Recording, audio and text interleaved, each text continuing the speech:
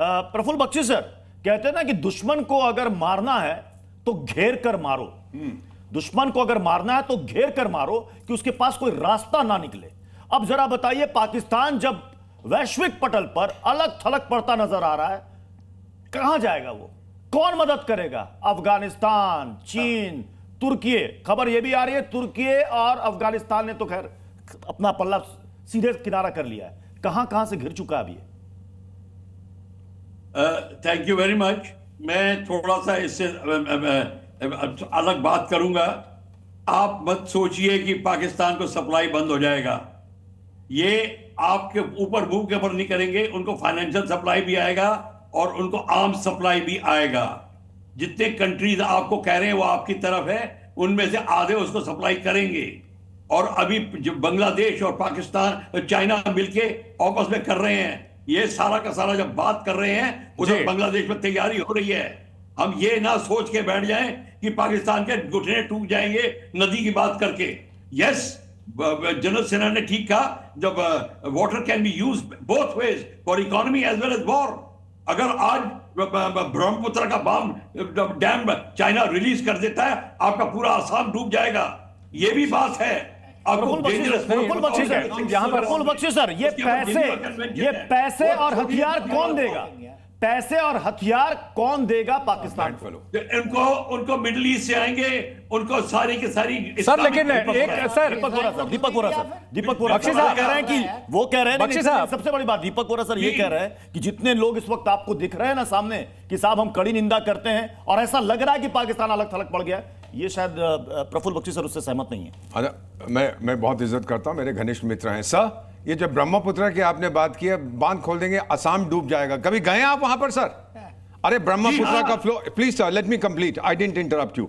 ब्रह्मपुत्र का फ्लो जो है, जो चाइना में है, बहुत छोटा है सर। फ्लो बढ़ता है हमारी तरफ when the tributaries join it, first thing. Second, middle east के हथियार देंगे। हाँ जा, सऊदी अरेबिया की तो दुनिया की नंबर 1 इंडस्ट्री आर्म्स की, यूएई की है, बहरीन की है, कतर की है। ये क्या देंगे उसको सर? इन सबके पास तो अमेरिकन हथियार हैं, अमेरिका देने देगा उनको? Come on sir, get real. ठीक है सर, एक चीज है, कोई भी बड़ा जो देश होता है वो कहीं ना कहीं ये देखता है कि इन्वेस्टमेंट के बदले उसे क्या मिल सकता है। और ऐसे समय में जब भारत की पोजीशन मजबूत होती जा रही है और पाकिस्तान कटोरा लेकर खड़ा है, ऐसे में कोई भी देश पाकिस्तान के ऊपर निवेश करना चाहेगा, बहुत बड़ा सवाल है। निधि हमारे साथ जुड़ी हुई है, बड़ी खबर के लिए। निधि बताएंगे बड़ी खबर। बिल्कुल, वॉर कैबिनेट की स्पेशल कवरेज जारी लगातार, लेकिन इस बीच एक ब्रेकिंग न्यूज आ रही है। पाकिस्तान से बहुत बड़ी खबर आ रही है। जो एयर स्पेस है इसका, उसको बंद रखने का फैसला जारी है। साथ ही जानकारी है कि जो लाहौर इस्लामाबाद का एयर स्पेस है वो बंद हुआ।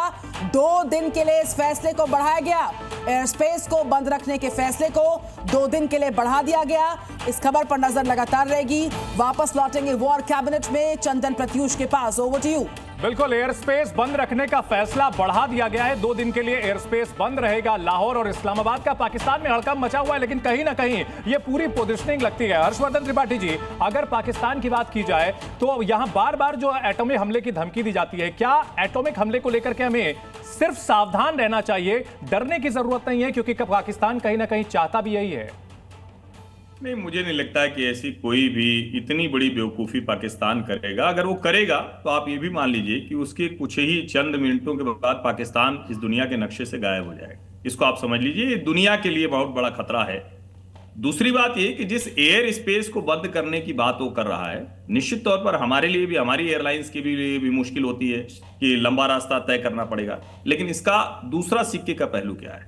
पहले से ही खस्ता हाल पाकिस्तान के लिए एयर स्पेस की वजह से जो भी कमाई, जो भी लाभ, जो भी उसकी बेहतरी हो रही है, वो भी खत्म होने की ओर है। और जितना लंबा, कई बार ये लगता है ना कि शायद युद्ध के समय में आप सिर्फ गोली चलाएं वही नहीं काम करता है, गोली चलाने की दूसरे की ताकत खत्म कर दे, वो भी एक बहुत बड़ी चीज होती। और मुझे लगता है भारत की सरकार इस नीति पर तेजी से काम कर रही है। युद्ध के हालात रहेंगे, युद्ध जैसी स्थिति होगी, लिमिटेड और भी हो सकती है, लेकिन दूसरी तरफ से गोली चलाने की स्थिति पाकिस्तान की खत्म। अच्छा, पाकिस्तान का विदेशी मुद्रा भंडार, हालात होंगे लेकिन युद्ध नहीं होगी। ये अहम पॉइंट आपने कहा के सिन्हा सर, मैं यही समझना चाहता हूं, क्योंकि अब देखिए कहते हैं ना कि अगर ऐसी सिचुएशन हो रही है तो हम भी अपने सीमा में तैयारियां करते हैं। बंकर की साफ सफाई चल रही है।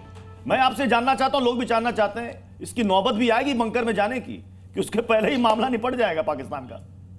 देखिए प्रत्युष, हमारे स्पेक्ट्रम ऑफ वॉरफेयर में there are many ways to do things. मेरा ये मानना है ये लड़ाई आर पार की है, ये बहुत लंबा चलेगा।